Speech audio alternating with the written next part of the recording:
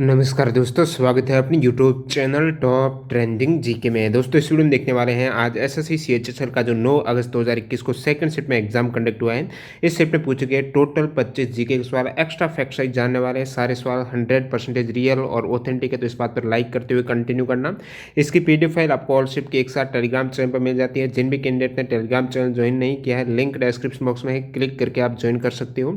इन सभी कैंडिडेट का बहुत बहुत धन्यवाद जिन्होंने रियल और ऑथेंटिक सवाल है वो टेलीग्राम पर सेंड किए हैं।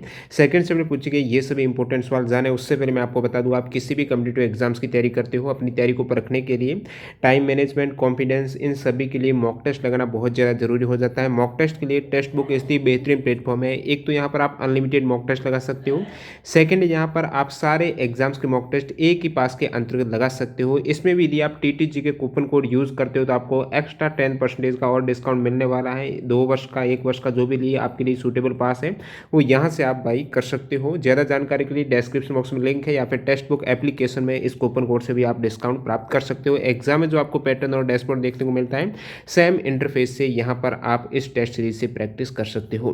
तो चलिए कंटिन्यू कर लेते हैं जो आज आपकी सेकंड शिफ्ट में पूछे गए सभी जीके के सवाल। देखिएगा पहला सवाल, भारतीय सेना ने सेवानिवृत्त कार्मिकों हेतु नए मिलिट्री सैलरी पैकेज के लिए किस बैंक के साथ समझौते पर हस्ताक्षर किए हैं?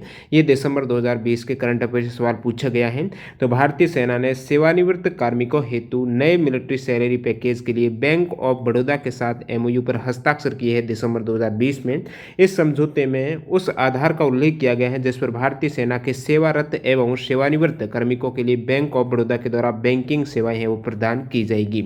अभी मार्च 2021 का एक इंपॉर्टेंट करंट अफेयर है कि कोटक महिंद्रा बैंक ने वेतन खाते, जो सैलरी अकाउंट है, वेतन खाते संभालने के लिए भारतीय सेना के साथ साझेदारी की है, वो मार्च 2021 में कोटक महिंद्रा बैंक ने की है।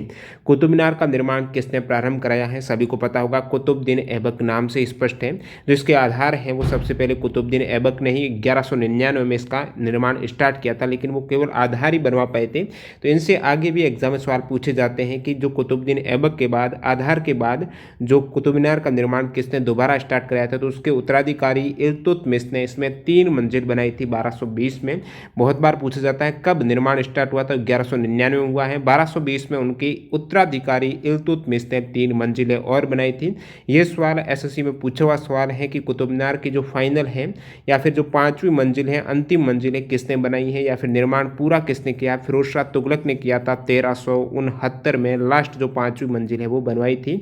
और जो कुतुब मीनार है यूनेस्को के वर्ल्ड हेरिटेज साइट में भी शामिल है। ये है कहाँ पर? ये दिल्ली में स्थित है।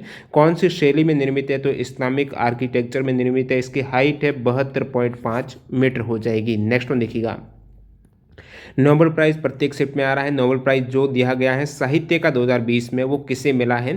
तो ये दिया गया है दोस्तों लुईस गल्लुक को। ठीक है, लुईस गल्लुक को साहित्य का नोबेल प्राइज 2020 से सम्मानित किया गया है। बात करूँ जो शांति का नोबेल प्राइज है वर्ल्ड फूड प्रोग्राम को दिया गया है 2020 का। और जो इकोनॉमिक का शास्त्र का नोबेल प्राइज है Paul R Milgrom Robert B Wilson को किस हेतु वाणिज्यिक नीलामी के क्षेत्र में कार्य करने के लिए दिया गया है। और फिजियोलॉजी या फिर मेडिसिन का नोबेल प्राइज है वो हार्वे जे एल्टर, माइकल हॉटन और चार्ल्स एम राइस को मिला है। किस हेतु मिला है? एग्जाम में पूछा सवाल है, हेपेटाइटिस सी वायरस की खोज हेतु। सवाल नंबर 4 देखिएगा, इंडिया नेशनल फुटबॉल टीम के कोच कौन है? तो ये एनटीपीसी में भी आया था, मैं बार बार बताता हूँ आपको। बाकी आप एनटीपीसी में पूछे गए सवाल के लिए आप पीडीएफ फाइल डाउनलोड करना चाहते हो टॉपिक वाइज, तो हमारी वेबसाइट टॉप ट्रेंडिंग जीके.in पर आप विजिट कर सकते हो। इंडिया नेशनल फुटबॉल टीम जो मेल टीम है उनके कोच है इगोर स्टीमैक। फुटबॉल टीम के कप्तान कौन है? सुनील छेत्री हैं। बात करूँ भारत की जो mains national field hockey team के कोच कौन है? ग्राम रेड हैं। और फील्ड हॉकी टीम के कप्तान हैं मनप्रीत सिंह है। भारतीय हॉकी टीम ने ओलंपिक में कौन सा पदक जीता है? 2021 टोक्यो में वो कांस्य पदक जीता है। इंडिया नेशनल क्रिकेट टीम के कोच है रवि शास्त्री। नेक्स्ट में देखिएगा, रिजर्व में बाघों की जनसंख्या के अनुसार भारत में सबसे ज़्यादा टाइगर किस रिजर्व में है? किस बाघ अभ्यारण्य में सबसे ज़्यादा बाघ हैं भारत के अंतर्गत? तो कॉर्बेट टाइगर रिजर्व है, तो कॉर्बेट टाइगर रिजर्व में सबसे अधिक बाघ हो जाएंगे। सेकंड बाघ सबसे अधिक हैं वो कर्नाटक में नागरहोल टाइगर रिजर्व में है। तो ये जिम कॉर्बेट जो टाइगर रिजर्व ये है कहाँ पर? उत्तराखंड में है। और सेकंड जो कर्नाटक में नागरहोल टाइगर रिजर्व में है वो 127 बाघ है। उसके बाद बांदीपुर टाइगर रिजर्व ये भी कर्नाटक में है तो इसमें 126 बाघ है। बांधवगढ़ और काजीरंगा टाइगर रिजर्व में 104 बाघ है। Jim Corbett national park Uttarakhand में हो जाएगा। और बहुत बार सवाल आता है कि प्रोजेक्ट टाइगर पहल के तहत सबसे पहला टाइगर रिजर्व या फिर नेशनल पार्क कौन सा, जिम कॉर्बेट नेशनल पार्क हो जाएगा।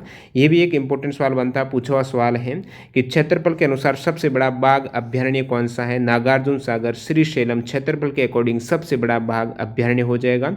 सबसे ज्यादा टाइगर किस राज्य में है, राज्य के केस में मध्य प्रदेश में सबसे अधिक 526 टाइगर है। उसके बाद सेकंड कर्नाटक में 524 टाइगर है। 14 दिसंबर 2020 को सेकेंड प्रोजेक्ट 17A के किस जहाज का जलावतरण है वो हुगली नदी कोलकाता में किया गया है।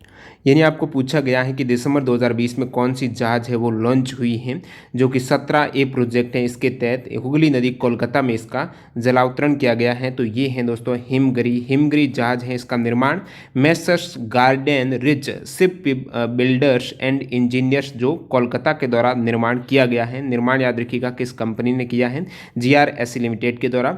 और ये प्रोजेक्ट 17A के अंतर्गत 7 जहाज बनाए जा रहे हैं। इसमें से ये एक हो जाएगी हिमगिरी जो अभी लॉन्च हुई है।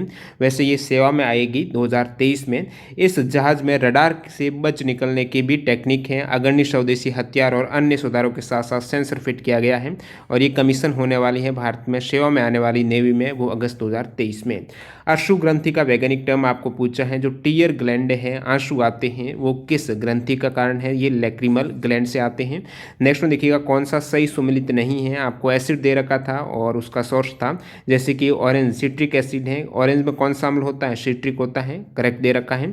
एसिटिक एसिड है, सिरका में विनेगर में एसिटिक होता है, ठीक है ये भी। लैक्टिक एसिड है, दूध में होता है, लेमन में सिट्रिक होता है। तो ये गलत सुमिलित था। बाकी बात करूँ मैं, इमली में काफ़ी बार आता है टार्ट्रिक एसिड होता है, टमाटर में ऑक्जेलिक एसिड होता है, सेब के अंदर होता है मैलिक एसिड। पश्चिम बंगाल का ऐसा कौन सा नृत्य है जिसमें संगीत, नृत्य और नाट्य प्रस्तुति का एक समामेलन होता है। मतलब ऐसे नृत्य में संगीत भी होगा, नृत्य भी होगा, नाट्य भी होगा। ये कौन सा है पश्चिम बंगाल का? काफ़ी टफ सवाल पूछा गया है, शायद ही किसी को पता हो।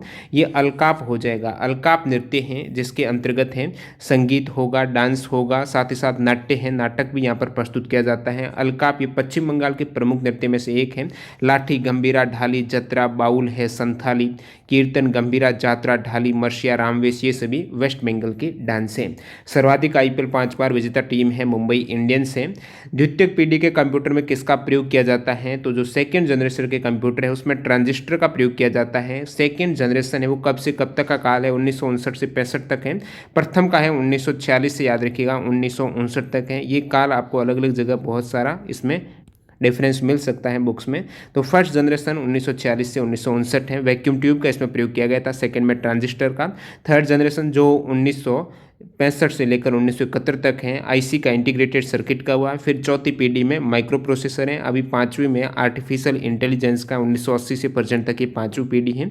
अगला सवाल नंबर देखिएगा यहाँ पर, an IP address consist how many bits हैं। सेम सवाल NTPC में आया था। तो जो IP एड्रेस है इसमें टोटल कितने बिट्स होते हैं? ठीक है, आपको बिट्स का पूछा तो एक IP एड्रेस में टोटल 32 बिट्स होते हैं। ये आप देख सकते हो, काफ़ी बार एग्जाम आ जाता है निम्नलिखित में से कौन सा IP एड्रेस नहीं है। तो ये इस प्रकार से IP एड्रेस होता है। और इसमें देखिए जैसे 172 है तो ये देखिए 1 बाइट हो जाएगा पूरा। उसके बाद ये एक और बाइट, तो टोटल 4 बाइट हो जाएंगे IPv4 में। तो 1 बाइट में कितने बिट्स होते हैं? तो आप कहेंगे 8 होते हैं। 4 में 8 गुणा 4 करेंगे 32 बिट्स हो जाएंगे एक IP एड्रेस में। नेक्स्ट में देखिए यहाँ पर पूछा गया है, परवर, पूर्णा और मांजरा है वो किसकी सहायक नदी है? परवर, पूर्णा और मांजरा है गोदावरी की सहायक नदियों में से हैं। गोदावरी की सहायक नदी में परवर, पूर्णा, मांजरा, पैन गंगा, वर्धा, वैन गंगा, प्राणहिता, इंद्रावती, मनेर, साबरी, ये सभी गोदावरी की ही ट्राइब्यूटरी हैं, सहायक नदियां हैं। गोदावरी को दक्षिण गंगा के नाम से भी जाना जाता है। इसका उद्गम होता है पश्चिमी घाट में, त्र्यंबक पहाड़ी जो महाराष्ट्र में है, महाराष्ट्र में नासिक जिले से इसका उद्गम होता है गोदावरी नदी का। धर्म, मूलवंश, जाति या जन्म स्थान के आधार पर विभेद का प्रतिषेध है वो किस आर्टिकल में है? तो धर्म, मूलवंश, जाति, लिंग, जन्म स्थान के आधार पर है वो विभेद नहीं कर सकते, इसका प्रतिषेध है। आर्टिकल 15 में ये बताया गया है। आर्टिकल 17 में क्या है? अस्पृश्यता का अंत है। 14 में विधि के समक्ष हैं, समानता सभी के लिए एक ही कानून। फिर 15 में है धर्म मूलवंश जो आपको पूछा है। 16 में लोक नियोजन में अवसर की समानता है, सभी को समान अवसर मिलने वाले नौकरी में लोक नियोजन में विषय में अवसर की समानता। अनुच्छेद 18 काफ़ी बार पूछा जाता है, उपाधि है, टाइटल है, उसका अंत है। आर्टिकल 19 में भी काफ़ी टाइप है, ABCD इस प्रकार। तो ए में बोलने की आज़ादी, बी में सभा की आज़ादी, सी में संघ बनाने की आज़ादी, डी में पूरे देश में आने जाने की आज़ादी, आप डॉन रहेंगे। डी में पूरे देश में कहीं से भी आने जाने की आपको आज़ादी है। ई में पूरे देश में बसने की, रहने की जो आज़ादी है वो ई में है पूरे देश में। जी में कोई भी व्यापार या जीविका की आज़ादी है। पहले एक एफ भी था, ठीक है, तो एफ में था संपत्ति का अधिकार, जो 44वें संविधान संशोधन के द्वारा 1978 के द्वारा इसे हटा दिया गया, तो ये भी हट गया आर्टिकल। भारतीय संविधान के विदेशी स्रोत से आपको पूछा गया था कौन सा असुमेलित है, जिसमें एक का असुमेलित दे रखा था, जैसे कि ब्रिटेन में जो संसदात्मक शासन प्रणाली है, तो हो सकता है ऑप्शन में इसके स्थान पर दे रखा है USA में ये है, तो एक असुमेलित था। तो मैं बता देता हूं जो भी भारतीय संविधान के विदेशी स्रोत है वो कहां से लिए गए हैं। संयुक्त राज्य अमेरिका से भारतीय संविधान में मौलिक अधिकार लिया गया है, न्यायिक पुनरावलोकन है, और साथ ही साथ जो निर्वाचित राष्ट्रपति एवं उस पर महाभियोग की प्रक्रिया भी संयुक्त राष्ट्र अमेरिका से ली गई है। और मौलिक अधिकार से बहुत बार आता है USA से, याद रखिएगा। ब्रिटेन से संसदात्मक शासन प्रणाली है, एकल नागरिकता भी ब्रिटेन से है, विधि निर्माण प्रक्रिया भी ब्रिटेन से है। आयरलैंड से DPSP जो नीति निर्देशक सिद्धांत है आयरलैंड से। ऑस्ट्रेलिया से जो प्रस्तावना की भाषा है समवर्ती सूची का प्रावधान, जो केंद्र एवं राज्य के बीच में संबंध और शक्तियां हैं, वो सभी ऑस्ट्रेलिया के संविधान से हैं।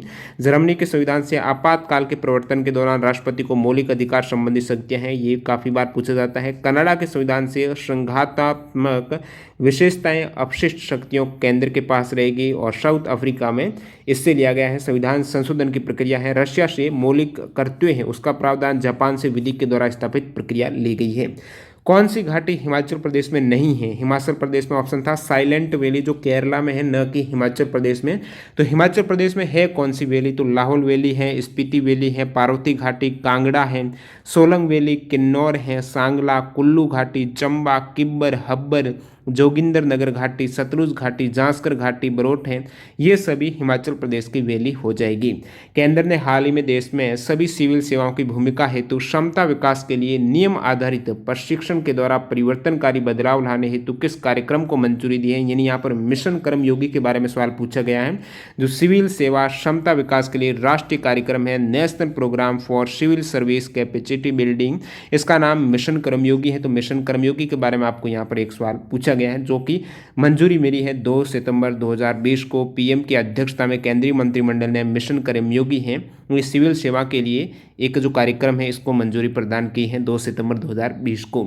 अकबर के शासनकाल में कब तक के पिछले 10 वर्षों के आंकड़ों के आधार पर भू राजस्व का औसत निकालकर आईन-ए-दहशाला प्रणाली को लागू किया गया था? तो 10 वर्षों का जो डाटा था वो कब से कब तक लिया गया था अकबर के काल में, जो कि राजस्व का आकलन किया जा रहा है। इसका नाम रखा गया था आईन-ए-दहशाला जो सिस्टम है उसमें दोस्तों हो जाएगा आपके 1580 तक। पास्ट 1580 से पिछले 10 वर्ष यानी 1571 से लेकर 1580 तक जो 10 वर्ष हो रहे हैं, तो ये डाटा के अकॉर्डिंग भू राजस्व का औसत निकाला जाता था। इसे आईन-ए-दहशाला प्रणाली को लागू किया गया था। इस औसत को फिर क्या करते हुए 1/3, जैसे इस प्रणाली के अंतर्गत राजा टोडरमल ने अलग अलग फसलों पर नकद के रूप में वसूल किए जाने वाले लगान का करीब 10 वर्षों का एवरेज निकालेंगे सबसे पहले, और उस औसत का 1/3 भू राजस्व के रूप में निश्चित किया गया है। 1/3 भू राजस्व मिलने वाला है। और जो आईन-ए-दहशाला जो 1580 को लागू कह सकते हो, इस व्यवस्था को टोडरमल बंदोबस्त भी कहा जाता है। इस व्यवस्था के अंतर्गत भूमि की पैमाइश हेतु टोटल 4 भागों में अकबर ने भूमि को बांटा था।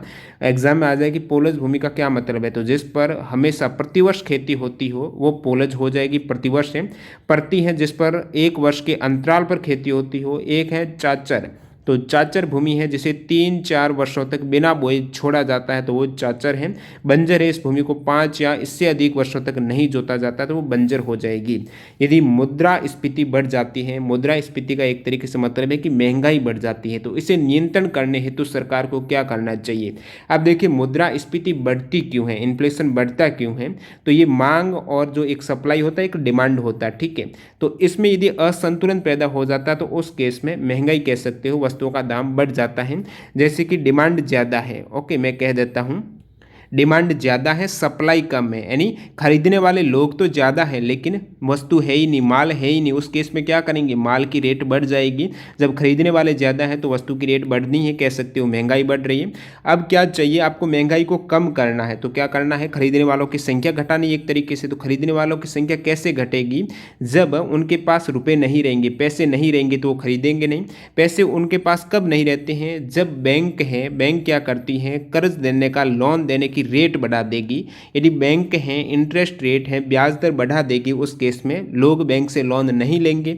लोन नहीं लेंगे तो उनके पास पैसे नहीं आएंगे, पैसे नहीं आएंगे तो वो वस्तुएं खरीद नहीं पाएंगे, खरीद नहीं पाएंगे तो वहाँ पर सप्लाई बनी रहेगी, डिमांड कम हो जाएगी, सप्लाई ज़्यादा हो जाएगी, वस्तु की रेट अपने आप कम हो जाएगी। तो इसके लिए क्या चाहिए, जो केंद्रीय बैंक है, मैं कह देता हूँ आरबीआई केंद्रीय बैंक है, तो आरबीआई यदि रेपो रेट को बढ़ा देती है, रेपो रेट का मतलब क्या हो गया, जो अपनी कमर्शियल बैंक है वो आरबीआई से लोन लेती है, तो आरबीआई है किस रेट पर उनसे इंटरेस्ट चार्ज करती हैं। यदि आरबीआई ने रेपो रेट बढ़ा दी, ब्याज दर बढ़ा दी, तो बैंकें क्या करेंगे, आरबीआई से लोन भी कम लेंगे। जब बैंकें आरबीआई से लोन नहीं ले पाएगी तो वो जनता को क्या लोन देगी, तो जनता के लिए भी वो रेट बढ़ा देगी। उस केस में जनता के पास पैसे नहीं आएंगे तो वहाँ पर सप्लाई ऑटोमेटिकली बढ़ जाएगी, डिमांड कम हो जाएगी, तो आपके रेट भी घटने वाली हैं।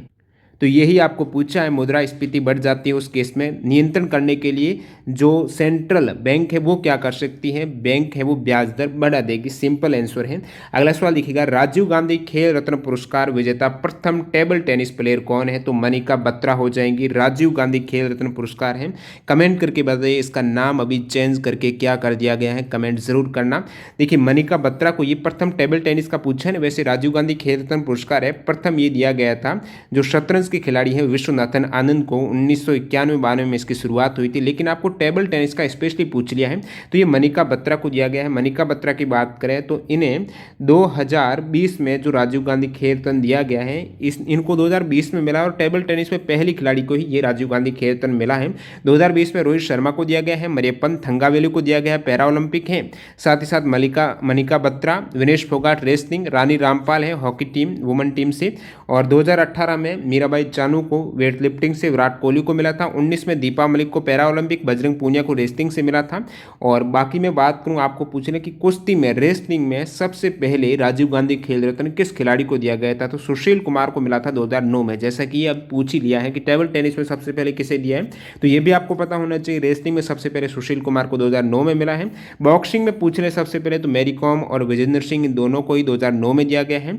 और प्रथम बैडमिंटन प्लेयर जिन्हें राजीव गांधी खेल रत्न पुरस्कार मिला है वो पुलेला गोपीचंद है, इन्हें 2000 और 2001 में मिला था।